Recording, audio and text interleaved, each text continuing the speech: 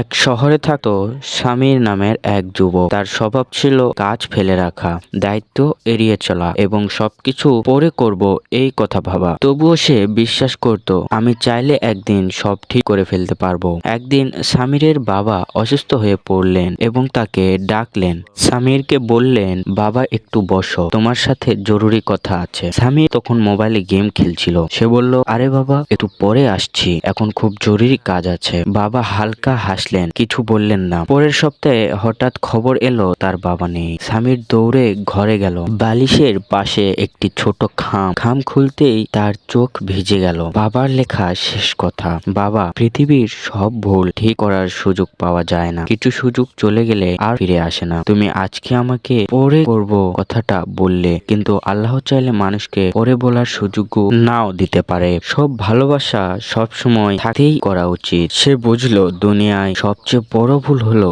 ভেবেই নেওয়া যে সময় আছে। এরপর থেকে সে প্রতিটা কাজ, প্রতিটা দায়িত্ব, প্রতিটা মানুষকে মন থেকে গুরুত্ব দিতে শুরু করলো। স্বামীর বদলে গেছে, এখন সে সত্যিকারের মানুষ। সময় কারো জন্য অপেক্ষা করে না। সময় থাকতেই প্রতিটা মূল্যবান কাজগুলো সময় মতো করা উচিত। কখনো তা পরে করব ভেবে ফেলে রাখা উচিত নয়, কারণ সেই কাজ হয়তো তুমি ভবিষ্যতে নাও পেতে পারো।